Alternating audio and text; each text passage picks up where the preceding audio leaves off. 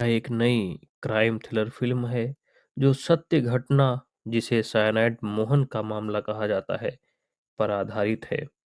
और इसकी कहानी दोस्तों लगभग 2009 के आसपास की है, जब सीसीटीवी कैमरा जैसी सुरक्षात्मक सुविधाएं नहीं थीं। तो दोस्तों, फिल्म उत्तर प्रदेश के रॉबर्ट्सगंज शहर में एक ईमानदार लेकिन क्रोधी पुलिस अधिकारी एसीपी विश्वास भागवत, जिसकी भूमिका अरशद वारसी निभा रहे हैं, के तबादले से शुरू होती है। एसीपी भागवत को अनुशासनहीनता के कारण क्राइम ब्रांच से हटाकर इस छोटे शहर में भेजा गया है, जहां सांप्रदायिक दंगे और राजनीतिक तनाव पहले से ही चरम पर है। यहाँ रॉबर्ट्सगंज थाने आते ही एसीपी भागवत एक लापता युवा लड़की पूनम मिश्रा के मामले की जांच शुरू करते हैं।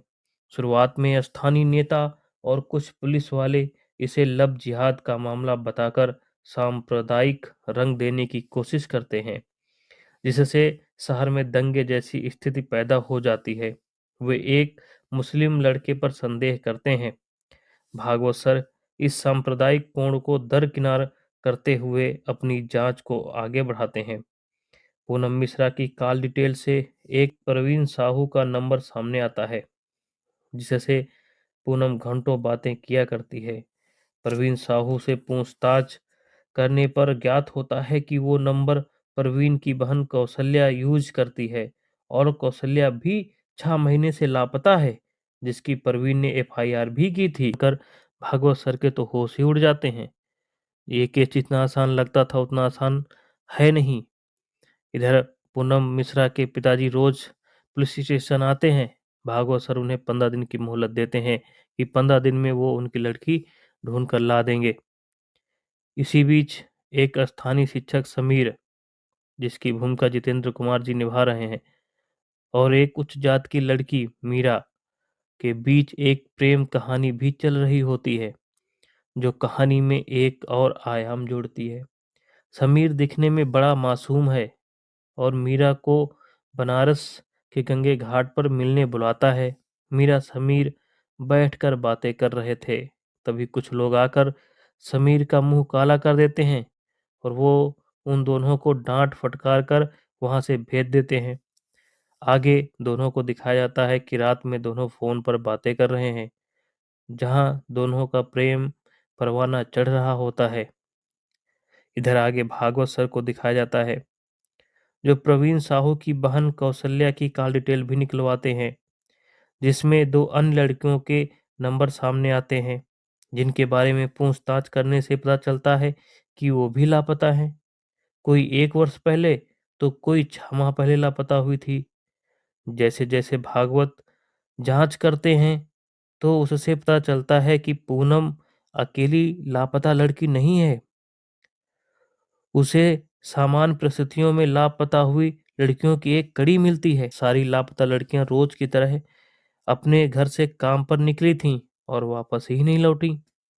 एसीपी भागवत को एक एरिया नजर आता है जिसका नाम है मारवाड़ी, जहां पर इन लड़कियों की लोकेशन दिखती है।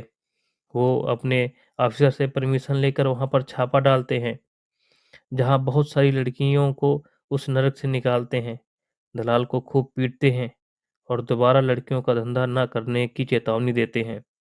वहीं एक कविता नामक महिला सामने आती है, जिसका संबंध उन लड़कियों से होता है।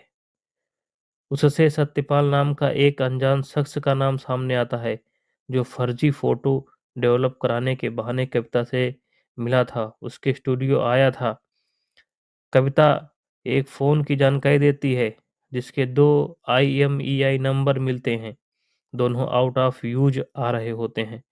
भागवत सर महतो को उन पर नज़र रखने को कहते हैं।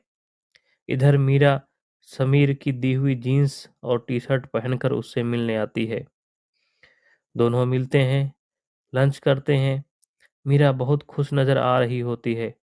समीर भी खुश होता है, लेकिन एकदम से वह उदास होकर बोलता है, पागल हैं सब लोग, जो हम लोगों को क्रिमिनल की तरह देखते हैं। ये दुनिया हमें कभी एक नहीं होने देगी। और कहता है, चलो हम दोनों कहीं भाग चलें। वो मीरा से कहता है, तुम बिना किसी को कुछ बताए घर से मेरे साथ भाग चलो। पहले तो मीरा कुछ नहीं कह पाती है, लेकिन वो प्यार में अंधी हो चुकी थी, बाद में भागने के लिए राजी हो जाती है। इसी के आगे दशहरा मेला का सीन दिखाया जाता है, जहाँ सब खूब एंजॉय कर रहे होते हैं। रावण का दहन हो रहा होता है, लेकिन दो लोग अंदर ही अंदर जल रहे होते हैं। एक मीरा जो अपनी माँ के साथ बैठी है, लेकिन उसका मन मेले में नहीं है, वो समीर की मोहब्बत में जल रही है और अपनों से जुदा होने का गम भी उसे है। दूसरा एसीपी भागवत, जिसे अब सारे रास्ते बंद नजर आ रहे हैं, लेकिन तभी महतो का कॉल आता है। वो बताता है कि एक IMEI नंबर एक्टिव हुआ है। पुलिस उससे संबंधित दो लड़कों को उठा लेती है। उनसे जब पूछताछ करती है तो एक नई जानकारी मिलती है। वो लड़के बताते हैं कि ये फोन उनका है ही नहीं, वो तो एक से झगड़ा हो गया था, उसी का ये फोन है। और एक स्कूटर का भी नाम सामने आता है जो उसी आदमी का था। और इसी स्कूटर की फोटो डेवलप कराने जो सत्यपाल नाम का शख्स है, जिसका नाम कविता से सामने आया था, उसके स्टूडियो पर भी आया था। अब इस स्कूटर मालिक की कुंडली निकाली जाती है और इस मालिक को कविता को दिखाया जाता है। कविता कन्फर्म करती है हाँ कि यही सत्यपाल है। अब यहाँ पर एक बहुत भयानक सच सामने आता है। एक शख्स और कोई नहीं बल्कि वही मासूम सा दिखने वाला समीर था। इधर मीरा समीर के संग घर से भाग जाती है। समीर मीरा को एक लॉज में ले जाता है, जहाँ वो एक लाल साड़ी पहनती है। फिर समीर मीरा के साथ सेक्स करता है और अगली सुबह वह मीरा को छोड़कर स्कूटर से कहीं और जाते देखता है।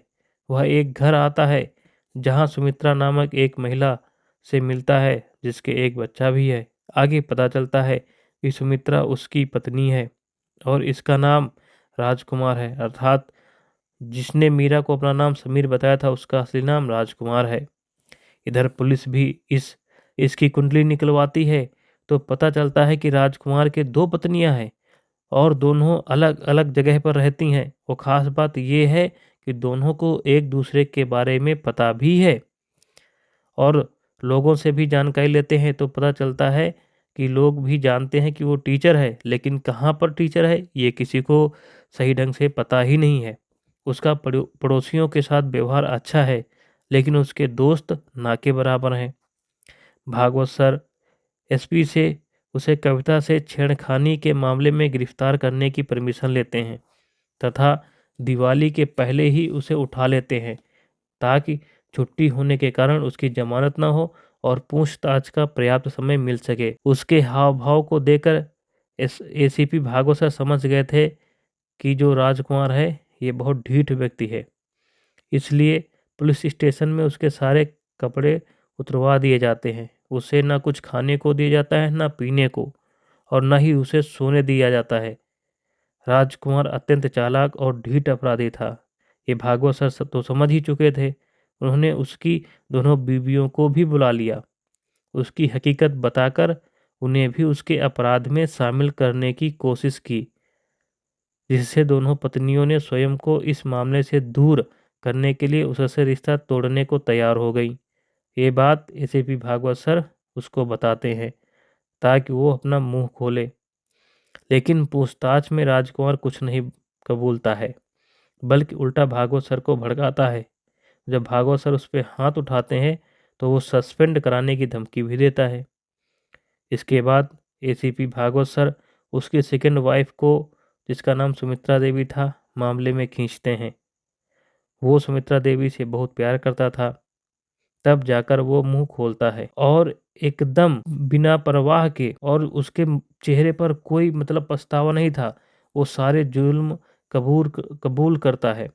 वो पूरी कहानी सुनाता है किस प्रकार उसने लड़कियों की हत्या की, कैसे उनको अपने प्यार के जाल में फंसाकर उनकी बेरहमी से हत्या की। और ये बात सुनकर पुलिस वालों के कान खड़े हो जाते हैं कि उसने केवल एक दो लड़कियों की नहीं, बल्कि 19 से अधिक मासूम लड़कियों को अपना शिकार बनाया था। पूनम भी उसी का शिकार हुई थी। वो वह लड़कियों को प्यार की मीठी बातें करके उन्हें अपने प्यार के जाल में फंसा लेता था, जैसे मीरा को फंसाया था। फिर उनके साथ सेक्स करता था। लड़की को प्रेगनेंसी ना हो इसलिए उसे एक टेबलेट देता था। बस स्टेशन के महिला वॉशरूम में या लॉज के वॉशरूम में उन्हें पानी देकर भेज देता था। जब वो टेबलेट खाती थीं तो कुछ ही पल में तड़प कर उनकी मौत हो जाती थी। दरअसल ये टेबलेट सामान्य टेबलेट नहीं थी, बल्कि इस टेबलेट में साइनाइड होता था। यही पूनम मिश्रा के साथ होता है। उसकी बॉडी भी नहीं मिलती है, क्योंकि कोई पहचान न होने के कारण 7 दिन के बाद पुलिस ने उसकी बॉडी का अंतिम संस्कार कर दिया था, क्योंकि बॉडी सड़ रही थी। विश्वास भागवत पूनम के पिताजी को ये दुख भरी खबर सुनाते हैं। आगे अब शुरू होता है कोर्ट की लड़ाई, जहां राजकुमार अपना केस स्वयं लड़ने की परमिशन लेता है। एसीपी भागवत सर भी अपना काम पूरी ईमानदारी से करते हैं। वो दिन रात एक कर देते हैं सबूत एकत्र करने में, जिससे कोर्ट में उसे इन 19 लड़कियों की हत्या का दोषी ठहराया जा सके और उन्हें न्याय मिल सके। लेकिन राजकुमार भी एक ऐसा राक्षस था जो बहुत ही बुद्धिमान और हाथी जैसी याददाश्त वाला था। वो हर एक छोटी से छोटी और बारीक से बारीक बातों को भी नहीं भूलता था। विक्टिम्स का लायर उसे अपराधी साबित करने में नाकाम साबित हो रहा था। पुलिस जो भी गवाह लाती, राजकुमार उन गवाहों को उनके बयान में उल्टा ही फंसा लेता। यहाँ तक जिससे उसने साइनाइड लिया था, बड़ी मुश्किल से एसीपी भागवत सर ने उसकी खोज की थी, उसे भी वो उसके बयान में ही फंसा लेता है, जिससे वो अपने बयान से मुकर जाता है कि मैंने कोई साइनाइड नहीं बेचा है। राजकुमार पर केवल फ्रॉड और फॉर्जरी का मामला साबित होता है, जिससे उसे केवल 5 वर्षों की सजा होनी थी, क्योंकि जिन लड़कियों के साथ झूठ बोलकर उसने सेक्स किया था सभी बालिग थीं। किसी के साथ उसने ज़बरदस्ती नहीं किया था, उसने इसे कबूल भी किया था, लेकिन उनकी हत्या उसने की है, इसका ना कोई सबूत था और ना ही कोई गवाह। लेकिन सलाम है ऐसे ईमानदार पुलिस अफसरों को और अन्य व्यक्तियों को जो भी पूरी ईमानदारी के साथ अपने कर्तव्यों का निर्वाह करते हैं, जिससे यह समाज सतत रूप से आगे बढ़ रहा है। ऐसे ही हैं हमारे एसीपी विश्वास भागवत सर, जो इस राक्षस को जेल में शूट करने जाते हैं, लेकिन फिर वो इसे किसी हादसे का रूप न देकर इस राक्षस को घुटनों पर लाना चाहते हैं, जिससे इसको पछतावा हो और इसको इसके किए की सजा मिल सके। एक बार फिर उठ खड़े होते हैं, वो रात दिन एक कर देते हैं। वो रात के 3 बजे ही सारे पुलिसकर्मियों को बुलाते हैं और रॉबर्ट्सगंज के सारे लॉजों की लिस्ट मंगाकर देवलोक लॉज की तलाश करते हैं, क्योंकि राजकुमार ने अपने बयान में देवलोक लॉज की बात की थी, लेकिन पुलिस की जांच में वो लॉज नहीं आया था। 3 देवलोक लॉज मिलते हैं, हर जगह विश्वास सर जाते हैं। एक जगह पता चलता है कि वहाँ ऐसी घटना हुई थी, वहाँ पर जो लड़की शिकार हुई थी वो जीवित है। भागवत जी उस नर्स से मिलते हैं। नर्स बताती है कि वो टेबलेट से बचपन से बहुत डरती थी, इसलिए उसने केवल चाट के टेबलेट फेंक दी थी, इसलिए उसकी मृत्यु तो नहीं हुई, वो बेहोश हो गई और 40 दिन कोमा में रही। जब उसको होश आया तो बहुत डर गई थी, उसको इसका बहुत बड़ा सदमा लगा था। वो दिन भर रोती रहती थी। बड़ी कोशिशों के बाद वह सामान्य हुई थी। अब उसकी शादी भी हो चुकी है। आज तो उसके एक प्यारी सी बच्ची भी है, और तो और उसका असली नाम भी किसी को नहीं पता होता है, क्योंकि इसने अपना नाम सालू त्रिपाठी रख रखा होता है। तब भागवत सर उसका असली नाम पूछते हैं तो ये पता चलता है कि ये और कोई नहीं बल्कि मीरा ही है। फिर विश्वास भागवत सर मीरा से मिलते हैं, उसे हिम्मत देते हैं, उसे मोटिवेट करते हैं कि तुम क्यों डरती हो, तुमने कोई अपराध नहीं किया। डरना तो उस अपराधी को चाहिए, उस राक्षस को चाहिए जिसने तुम्हारे साथ धोखा किया है। वो उसे एक लिफाफा देकर चले जाते हैं। मीरा उस लिफाफे को खोलती है, जिसमें 19 उन मासूम लड़कियों की तस्वीरें होती हैं, जिनका उस राक्षस ने प्यार के जाल में फंसाकर बेरहमी से हत्या कर दी थी। मीरा को उसका धोखा याद आता है। वो अंदर ही अंदर घुट रही होती है, उसे नींद भी नहीं आती है। वो अपने पति से इस बात को बताती है, उसका पति कहता है, मैं मीरा को कबूल कर सकता हूँ, उसे अपना सकता हूँ, लेकिन समाज के लोगों की निगाहों को नहीं, तुम्हें सालू त्रिपाठी बनकर ही रहना पड़ेगा। अर्थात वो नहीं राजी है कि मीरा कोर्ट में जाकर गवाही दे, लेकिन मीरा अंदर ही अंदर हमेशा से इस धोखे की आग में जल रही होती है। वो जल जल के मर रही होती है। आज उसे उसका हिसाब करने का अवसर मिल रहा था। उसका गुनहगार एक ईमानदार पुलिस अफसर की मेहनत से उसके सामने था। मीरा बिना किसी की परवाह किए कोर्ट पहुंचती है, जिसे देखकर उस राक्षस के चेहरे की हवाइयां उड़ जाती हैं। एसीपी भागवत के चेहरे पर एक नई चमक नजर आती है। इस प्रकार उस दुष्ट भयंकर राक्षस को सजा सुनाई जाती है। मीरा के साहस और भागवत सर के अथक प्रयास से राजकुमार सिरतिया सभी मामलों में हत्या का दोषी ठहराया गया, जिसमें एक मामले में मौत की सजा भी शामिल थी। निचली अदालत में इन मामलों को निपटाने में लगभग 14 साल का लंबा समय लग गया। राजकुमार का इरादा आदेश को हाई कोर्ट फिर सुप्रीम कोर्ट में चुनौती देकर और जरूरत पड़ने पर दया याचिका के जरिए न्याय को लंबा खींचने का है। लेकिन हर चरण में एक मीरा होगी और एक भागवत होगा। राक्षसों के खिलाफ साहस और प्रयास हमेशा जीतेंगे। दोस्तों, ये मूवी बहुत अच्छी है, बहुत अच्छी शिक्षा भी देकर जाती है। हमें अपने परिवार में जो बालिग बच्चे हैं उनको ये मूवी ज़रूर दिखानी चाहिए, क्योंकि वो कोई भी फैसला लेने से पहले केवल भावनाओं में न बहें, बल्कि अपने दिमाग से भी सोचें। यह फिल्म इस बात को उजागर करती है कि कैसे एक पढ़ा लिखा और साधारण सा दिखने वाला इंसान भी इंसानियत के पतन और जघन्य अपराधों का कारण बन सकता है। तो दोस्तों, फिल्म का केंद्रीय विषय बुराई पर अच्छाई की लड़ाई है, लेकिन यह लड़ाई कोई धार्मिक नहीं, बल्कि कानून और व्यवस्था के बीच है।